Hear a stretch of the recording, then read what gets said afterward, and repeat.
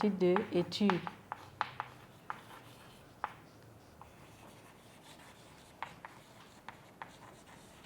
Expérimentale de conditions.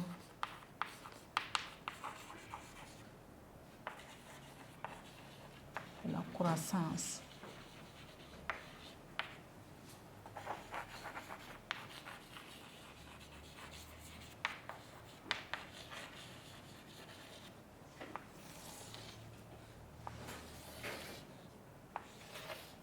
Chers apprenants, chers élèves, pour qu'une plante croisse normalement, il faut un certain nombre de conditions. Et ces conditions sont quoi? Il faut, que la plante ait de l'eau, il faut qu'elle ait des sels minéraux, il faut, qu'elle ait de la lumière, il faut aussi de la chaleur, mais aussi du gaz carbonique pour que la croissance puisse être normale. Donc, il faut ces 4 conditions.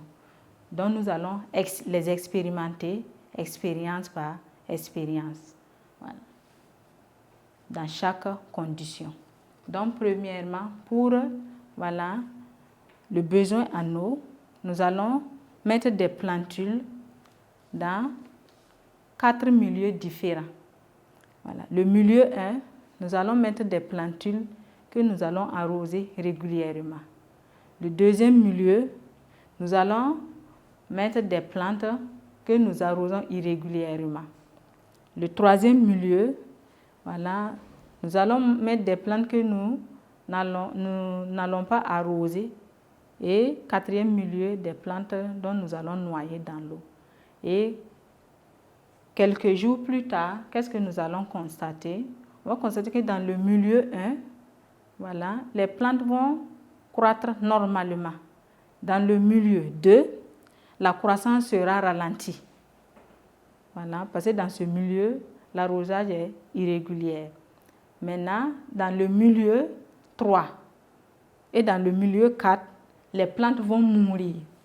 Parce qu'il n'y a pas eu d'arrosage dans le milieu 3 et dans le milieu 4 aussi, les plantes sont noyées. Donc là-bas, nous n'aurons pas de germination. Cela va nous permettre de déduire que pour qu'une plante croisse normalement, elle a besoin de l'eau, mais cette eau doit être une quantité moyenne. Ça veut dire que la quantité d'eau là ne doit pas être trop faible, ni excédée. Elle doit être en quantité moyenne. Donc, retenez que pour le besoin en eau,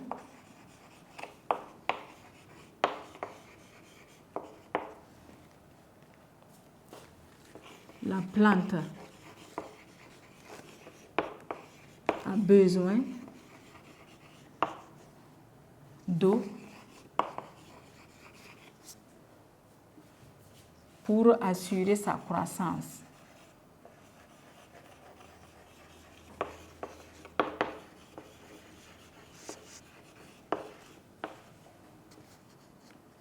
Bien sûr, la croissance en longueur et en épaisseur.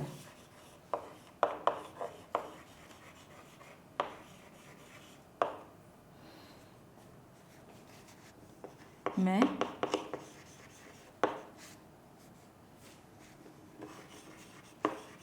la quantité d'eau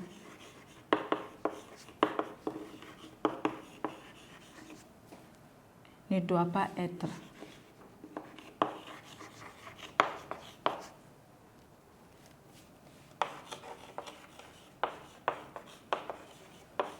trop faible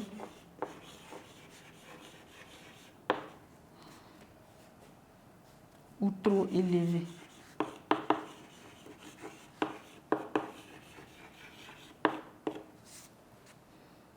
Ou trop élevée.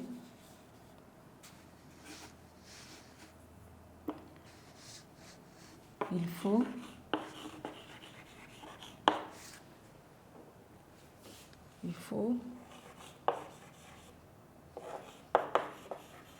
que l'eau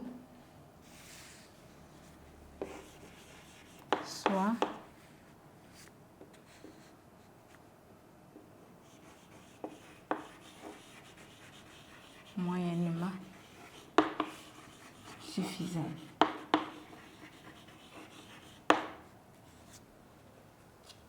Pour la plante.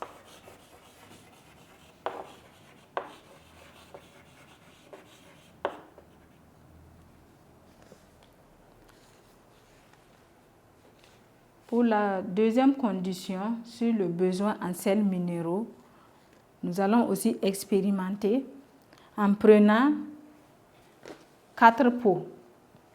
Le premier pot, nous allons mettre des plantes auxquelles nous allons ajouter des sels minéraux.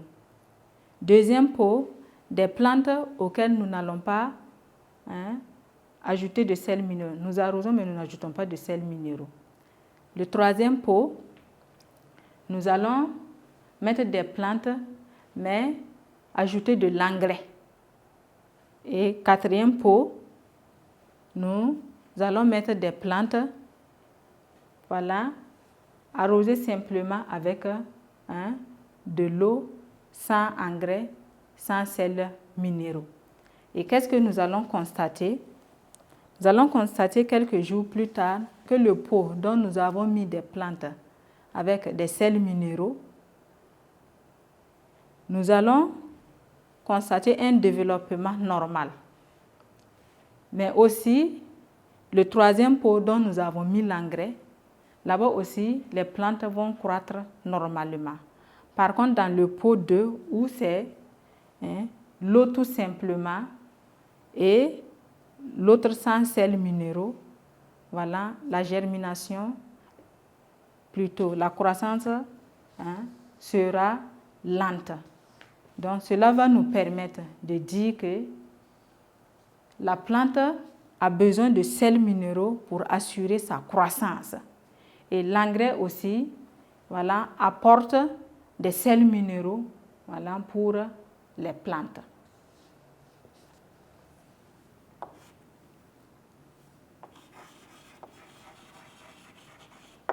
Besoin de sels minéraux. Donc, retenons tout simplement que pour assurer sa croissance,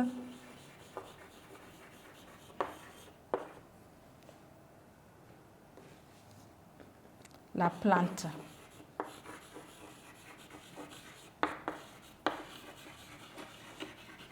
a besoin des sels minéraux.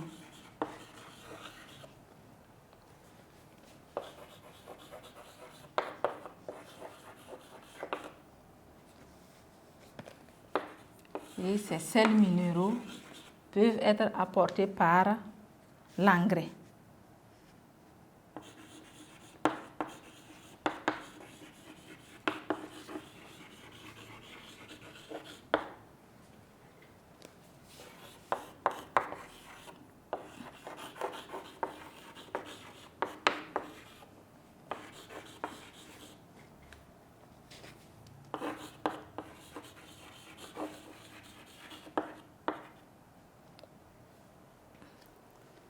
Chers apprenants, chers élèves, troisième condition expérimentale, il s'agit du besoin en lumière.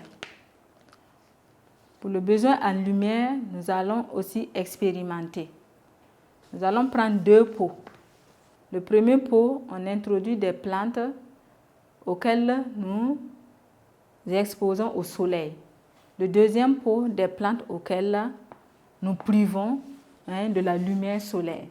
Et qu'est-ce que nous allons constater? On va constater quelques jours plus tard que les plantes exposées à la lumière se développent normalement. Par contre, les plantes privées de la lumière ne se développent pas. Cela nous permet de déduire que les plantes ont besoin de la lumière pour croître normalement. Donc, en résumé, retenons sur le besoin en lumière.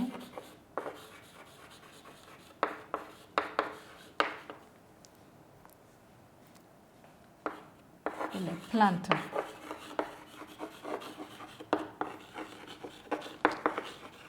ont besoin de la lumière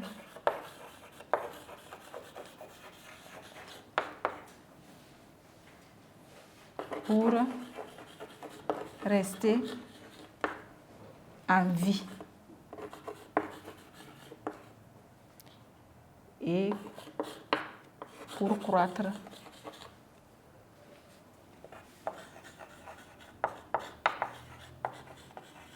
normalement.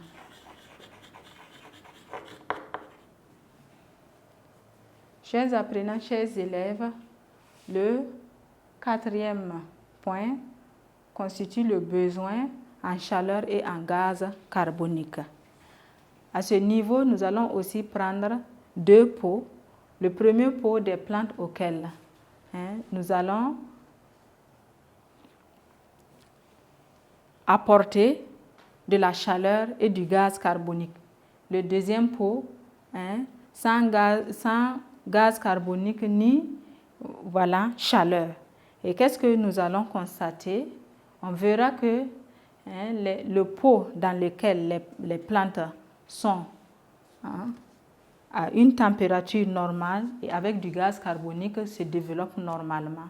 Par contre, les plantes privées de gaz carbonique et de la chaleur ne se développent pas.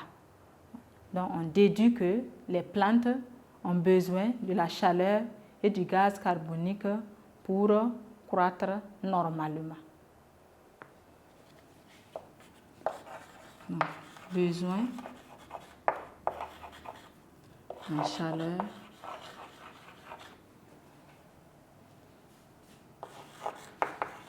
et en gaz carbonique.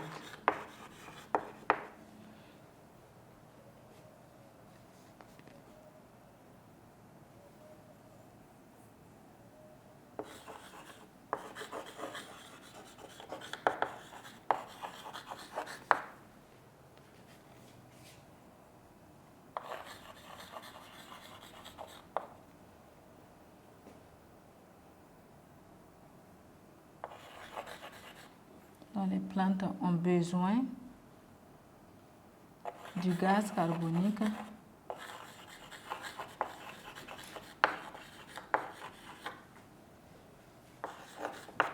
et de la chaleur pour se développer.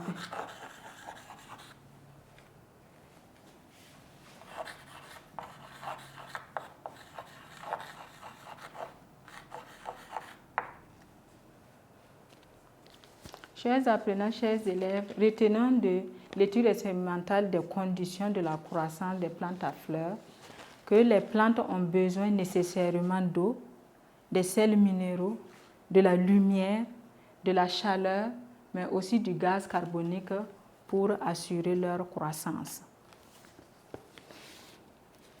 De cette partie, nous avons fini avec le grand 2.